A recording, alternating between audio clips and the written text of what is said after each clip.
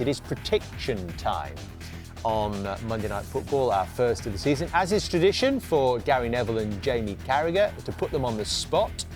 And we're going to start with who's going to win the league. This is the easiest one, I think, isn't it, guys? Champions. Jamie's gone Liverpool. Gary's gone Arsenal. Why Arsenal, Gary?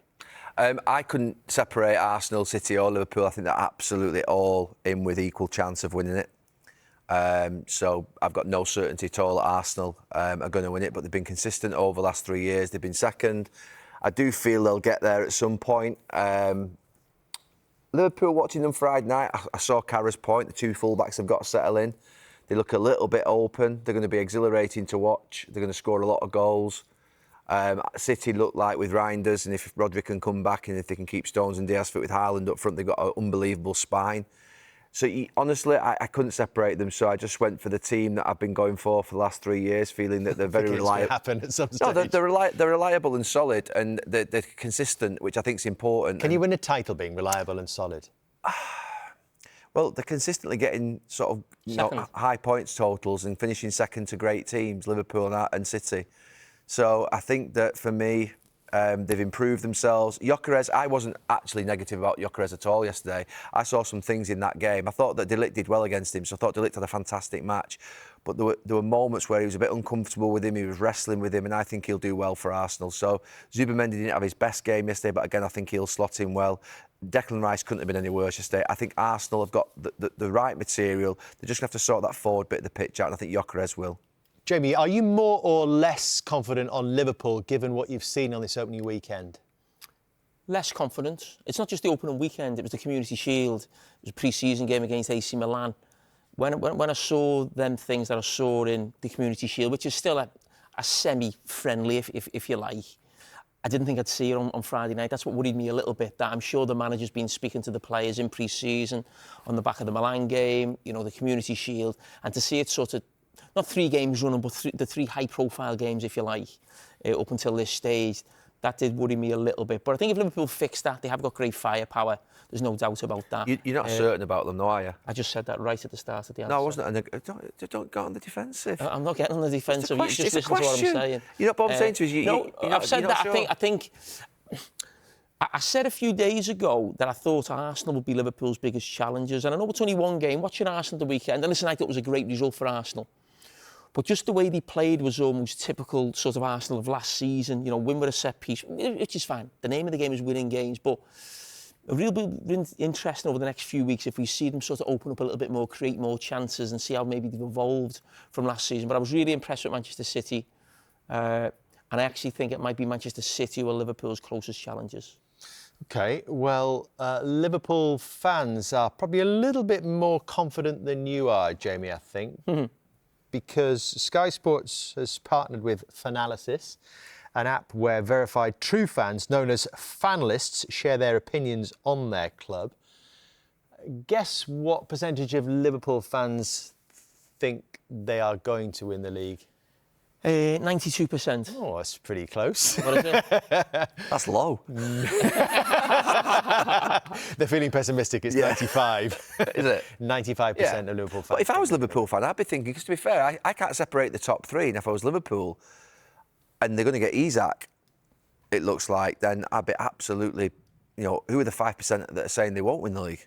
Me. 13%, incidentally, of Manchester United fans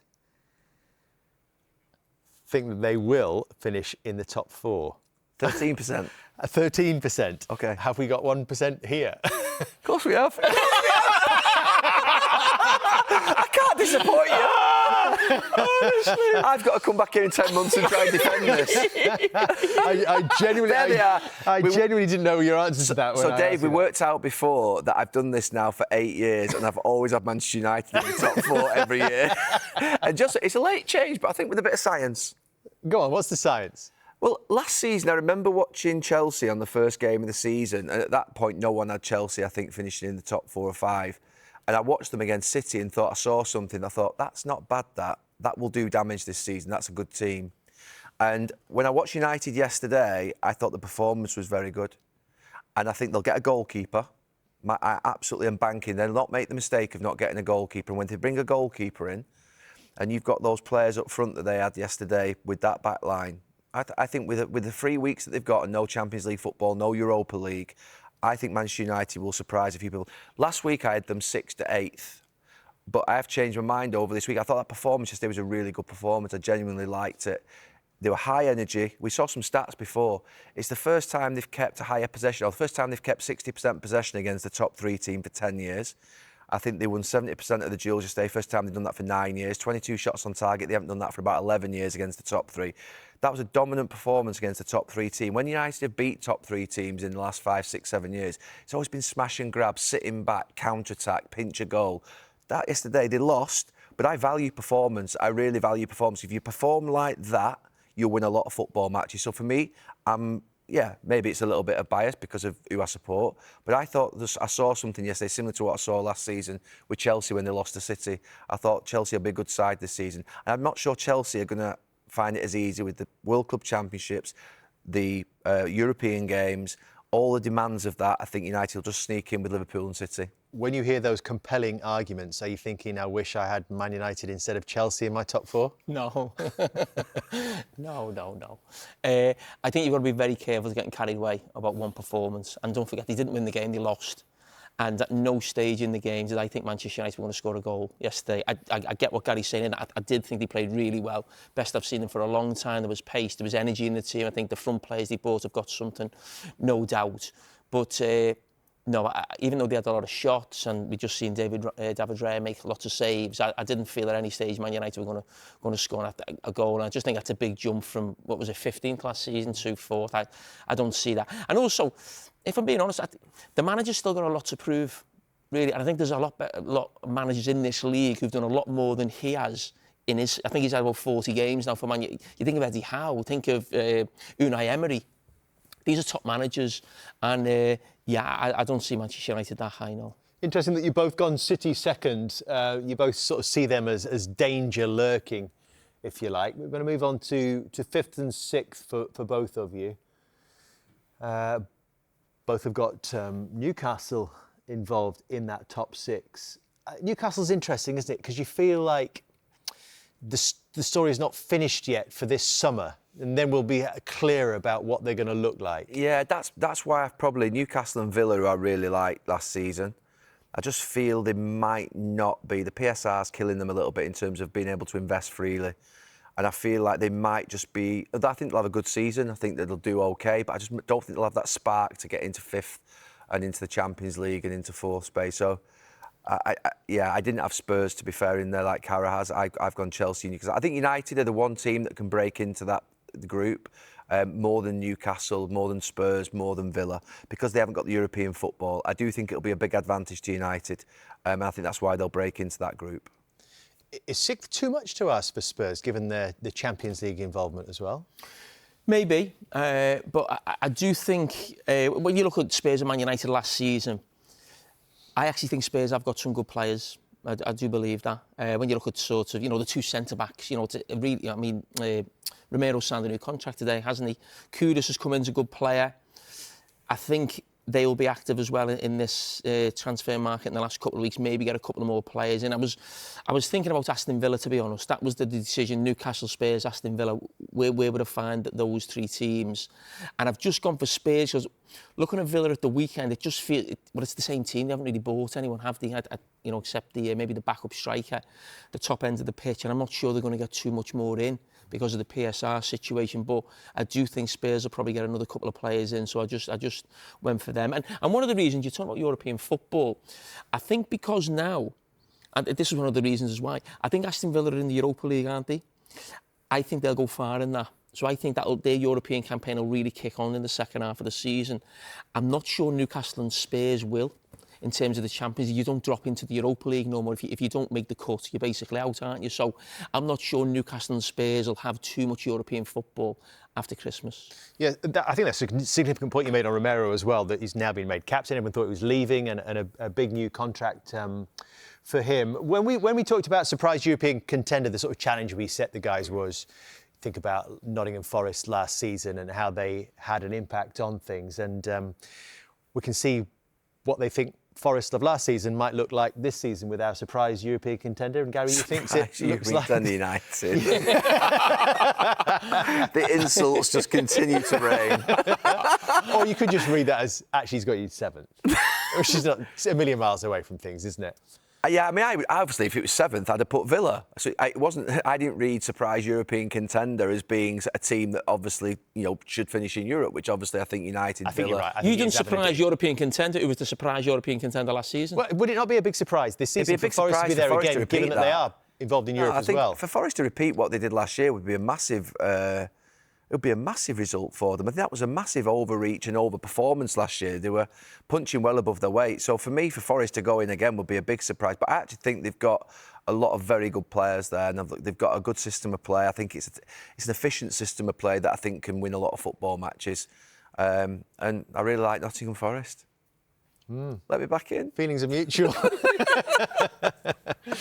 You're going about it the right way. I'm putting words into your mouth there, but Manchester United, do you have them as 7th, as high as that? I mean, I'm forgetting now. So how far down does Europa League go? It goes to probably 7th or 8th. Well, there's nine teams, isn't there? I think 9 teams in Europe this season. I think a club of the stature of Man United, with no European football, the fact that they've brought big players in Cunha and Buemo on there, goalkeepers maybe going to come in. If Man United aren't challenging for Europe, that's not acceptable. But do you have Villa above them right now? I just think Unai Emery's a better manager than what Manchester United have got. I think he's a top manager. He's come in and every season he's been there or thereabouts in terms of European football. So, yeah. Right, who's going down? We've had a late change I can reveal tonight. There is always a little bit of recency bias involved with these predictions. This was very recent, about 5 minutes ago. And it came from Gary because, let me get this right, Gary, you had Brentford in your bottom 3 with Burnley and Wolves, and now Leeds, who've won tonight, have replaced them in your bottom 3. What has not convinced you about Leeds this evening? It's not about what's convinced me. I think Brentford have been consistent in this league. I don't want them to go down. I don't want Leeds to go down. I think Leeds will be great in the Premier League. Who do you want to go down? No, I don't want anyone to go down, to be fair. I hate predicting relegation because it's obviously something that's a negative. I just don't think Burnley will have enough. When I watch Leeds tonight, look, I don't know who they're going to sign in this next couple of weeks, and it's obvious that Daniel Farke, the manager, and their owner before said that they were going to sign players. So they could sign 2 or 3 players, and that could change my mind in this next couple of weeks. That's the sort of unfair situation we're in. Why is Sunderland avoiding trouble? I thought I saw something on Saturday that was beyond just passion. I thought there was a physicality, a quality to them, a strength. I thought it was a good performance. And I think that maybe this could be the year for Wolves. Look, I'm like that with Wolves. To be honest, I look at that and it's easy to put the 3 promoted teams there. It is, and I'm just so desperate for someone to stay up. I don't want to be talking about the 3 teams going down. So I think Leeds, just in terms of Ellen Road, really, they've got to win tonight. I'd already obviously chosen this before the game. I'm always desperate for the Leeds or somebody to stay up. So it was almost, who else am I going to choose? And am I sitting here convinced that Wolves will get relegated? Not really. I think the manager's top. I think he's a really, really good manager, but they have lost some big players. And obviously, Aït-Nouri's gone, Semedo's gone, Cunha's gone as well. So they have lost big players, but I do think the manager's a really good manager. Who else might get involved in this story at the bottom of the table? That's what we were asking around. Danger zone. And, Gary, that became your Brentford. Yeah, but I had West Ham. When I had Brentford going down, I had West Ham in the danger zone. I think they'll really struggle this season. But I think it'll be tough for Brentford. You think of the players that they're going to lose, Visser potentially as well. That's eating a lot out of their team. And I mean, we've loved Brentford, haven't we, for these last few years? But I think this could be their toughest season. West Ham, Jamie? Yeah, just watching the game again at the weekend, and it wasn't a great end to last season. The team just looks slow and old, and this is something I think we were highlighting a lot last season, but the lack of legs in midfield really stood out. And against the promoted teams, to get ran over like that, the way they did, lose the physical challenges. Obviously, we did the analysis in the first hour and a half, 90 minutes before the game, and I think it's going to be tough for them. An experienced backline. I mean, obviously, he did the goals early. We did it from the Sunderland perspective and how good it was for them. But West Ham just dropping that 3 or 4 yards too deep into their own box. That's basics. You see a lot of these teams now pushing up to the halfway line, but a lot of these teams now, they don't make the mistake of dropping back that 2 or 3 yards into their own box. But they've got to get up. Sorry, Gary. But to surmise, when I'm looking at that relegation pitch in the danger zone, it feels like you've both got an idea that there is a bit more hope for the promoted clubs this season than perhaps last season. It may be because we're just sick of the same things happening every year. We might just want to see it happen so that basically we need, look, the game needs, the Premier League needs, the Championship needs a club that comes up to stay up. If it happens again, you know, I said before, it's worrying because we're creating basically almost like a fixed league and we can't have that by default. We asked our fanlists as well to predict where their club would finish this season, and we can reveal all. We got 3 champions. Arsenal, Liverpool and City fans all think, on average, that their team will win the league this season. Chelsea fans also pretty confident. They've got their team in 3rd place. Villa 5th, slightly more confident than Spurs, Newcastle and Manchester United. No one's going down. 6th. Brighton, we haven't had a mention around this, but, you know, they had a really good season last year. Lost 1 or 2 players still, but it'd be a folly to rule them out, wouldn't it? Everton and Forest, predicting their teams finishing top half, along with Bournemouth and Crystal Palace. And down at the bottom, well, no one's getting relegated, Gary, as you said. So, but Burnley probably slightly more pessimistic than the rest. Maybe that's just a feature of what's happened before for them. Do you think that they've done a bit less than Leeds and Sheffield United in the summer? Sunderland. Burnley, yeah. I mean, I watched the whole game. They did all right, Burnley. I think if you look at that result and think Tottenham, 3-0, we showed the goals, some great goals. For a lot of the game, Burnley did okay. It wasn't sort of, they were getting peppered and they couldn't get out. It wasn't like that at all. They had a lot of counter-attacks. But again, as we saw a little bit with Leeds tonight, once they get to that final third, that quality's just not there. And that's what makes the biggest difference. And that was a problem for Burnley at the weekend in the, at the Tottenham game. Tottenham played well, of course they did, but Burnley weren't sort of massively short. So hopefully they can be competitive. That's what we need. It's not even about the 3 clubs just going down. I said this before the game. The highest points anyone's got in the last 2 years is 26 points. We used to always talk about 40 points. It was never 40 points. It's always around the mid-30s mark, but the 10 or 12 points short. That's even for Luton with the highest number. It's not enough. These teams need to be getting to mid-30s to give themselves a fighting chance. If we just go back to that, I'm trying to think of which fans I disagree with. It talks to you about fans being honest. If you just go back to that previous graphic, the only club that I would say, from a fan's perspective, that to me look like they're sort of what would be potentially over-egging their position there. Because you're not going to get Wolves, Sunderland, Leeds and Burnley fans saying we're going down. So they've been realistic and said they're going to finish just outside the relegation. I think Everton fans saying they're finishing 9th is the only one that I look at and think that is optimistic at this moment in time. Maybe it was on the back of David Moyes saying they were going to get 10 signings and they've but look, if they got that. signings in the next couple of weeks, maybe. But I think at the moment, that off tonight's performance, that would be optimistic. All right, well, let's get back to our predictions. And we'll go to the players now.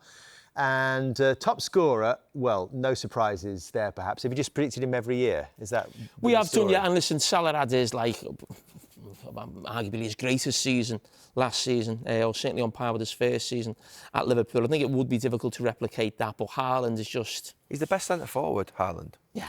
I mean, the way he took his second goal... Yeah, I mean, I said this morning in the production meeting. People in the last sort of year or so, it's become like Isak is the best striker, or the people say all-round striker, because we talk about Haaland maybe being a one-trick pony, just getting goals. He's not. Haaland's the best centre-forward in the Premier League. That's just, I know it's just about goals and maybe he doesn't get involved at different times, but his numbers goals-wise are off the scale. Haaland is the best centre-forward. I spent about 7 or 8 years saying Aguero should score 40 goals every season. He's that good. And I think the same of Haaland. He just, with the amount of chances he gets, he should be scoring 40 goals. He's that good. I mean, he won't, but he should be. We could get pretty close with the quality that's around him. Even in the Premier League, he should be scoring more than a goal a game. He's that good, him. Impact signing. There've been a lot this summer. That's been the real feature of this Premier League summer, hasn't it? The amount of new players that have come in. Jamie's gone with Wirtz and Gyökeres for Gary. Interesting. What did you make of his debut at Manchester United and the discussion that sort of followed afterwards around him? Look, I thought he made some runs. I didn't think he was found at times. I didn't think they played passes into him or crosses into him that suited him. I thought he caused De Ligt problems in moments in the game. I thought De Ligt had a brilliant game against him and really man-marked him well. I think he'll cause massive issues. He's what Arsenal need up there.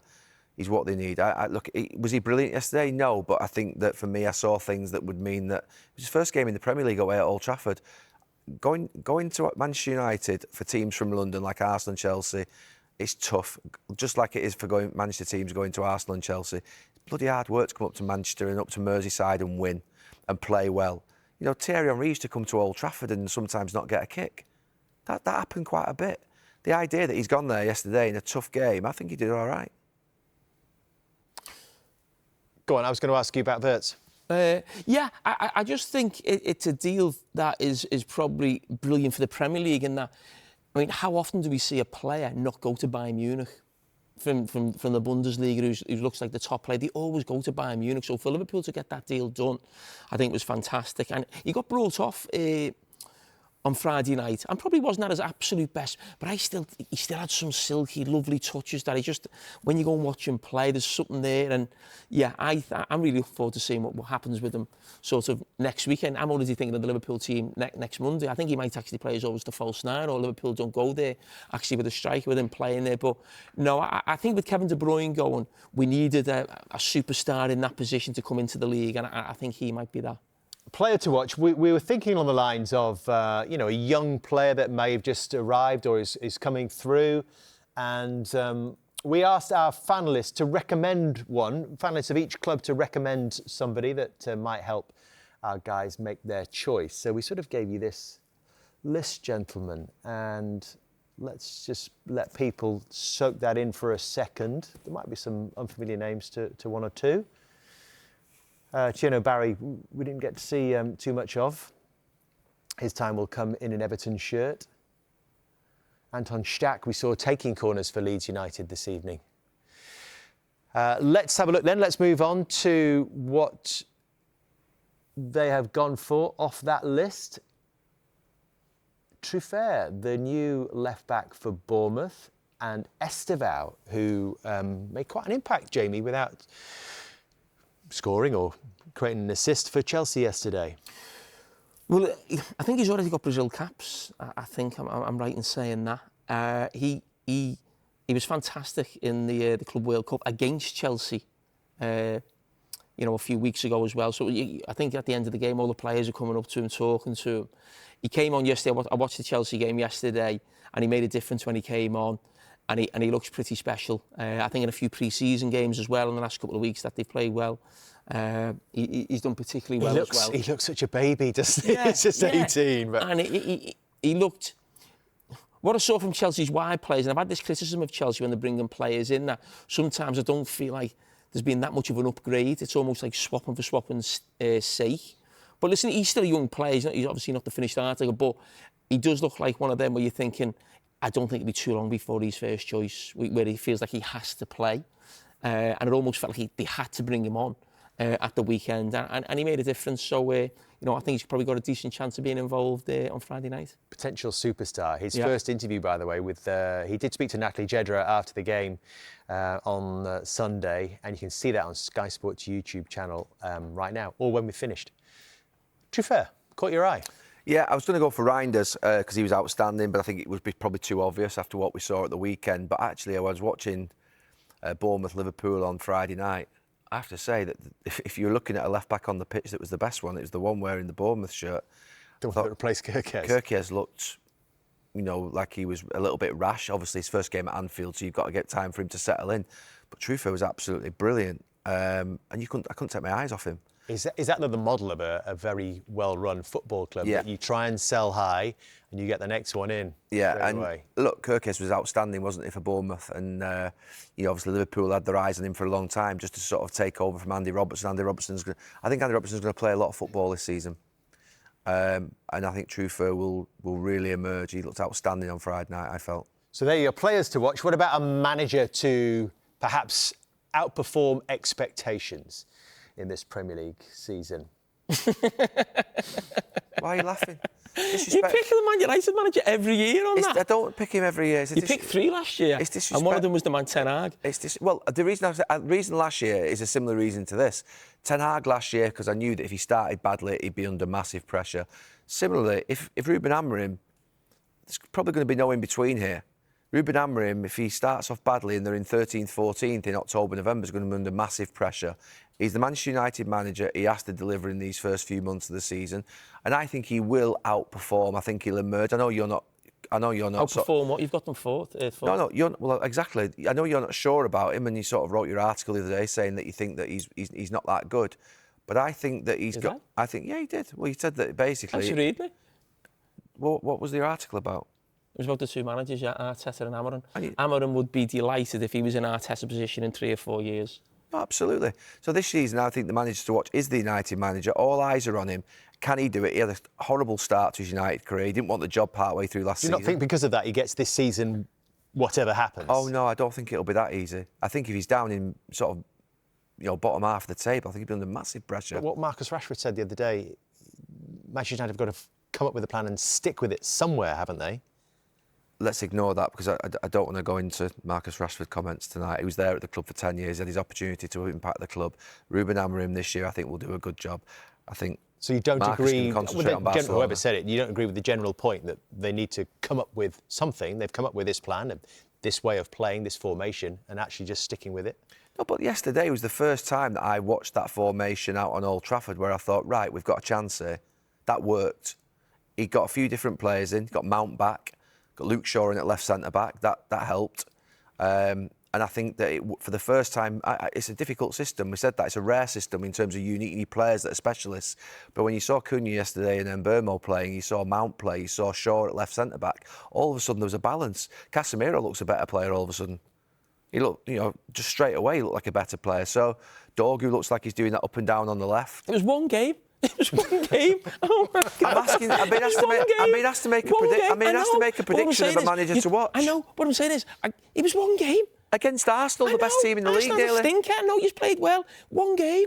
I mean, the fella I'm talking about, Glasner. I mean, he's been doing it for how long now? How long has he been? Why are you watching months? him? I'm watching because I think he's a top manager. He's a top manager. And he plays the same system. It's not one to watch, though, is it? And you're talking about specialists. It's very difficult at Crystal Palace to get specialists, a club of probably that stature. Won the FA Cup, going into Europe, watching them yesterday against Chelsea, watching them against Liverpool Community Shield, watching them, the teams they beat Man City in the FA Cup final. I mean, he knows that system inside out. We're looking at 2 managers who play the same system. That guy, Glasner, definitely knows that system right now better than Ruben Amorim. I don't think the question, though, is who's the fantastic manager. We know that Glasner's done an absolutely unbelievable job. That it's the manager to watch. Perhaps one to watch in the sense that he's got a really tough job on his hands of these coming weeks and season. Glasner. So is Amorim. Amorim's got the toughest job in English football. That's why he's the one to watch. Last season, you just picked the Man United. You could probably put another 3 or 4 in there. Last season, I had the manager to watch was Arne Slot and Erik ten Hag. And there was 3. There was another one. Maresca, right? Because there was massive pressure on these 3 managers. Slot taking over from Klopp. And Ten Hag obviously kept his job by the skin of his teeth, and if he didn't obviously do well, he would get sacked, and he did. And Maresca was under massive pressure towards the end at Chelsea and got over the line. So there was 3 managers. I wanted to watch them because they were all under big pressure. What did Meatloaf say? 2 out of 3. I don't know, what did he say? I think we'll leave it there. Well done. You managed to get through it. I'll see you in May. It was a little bit like pulling teeth. It's getting harder, I think, actually every year to get predictions out of you guys. Do you know the last? Well, you know what it's like because who's going to be signed in the next 2 Dave, weeks? do you know that we did an assessment earlier of the last 5 years of predictions, and I actually am 3-2 up in terms of predictions. It's as if he sits here like cocky and confident that he wins every year. He doesn't. But you know what? I'm more consistent. I'm like Mikel Arteta. I've got a lot of points over a few years. That's honestly 6 out of 10 every week. Well done. I was like that as a player. Doing all right.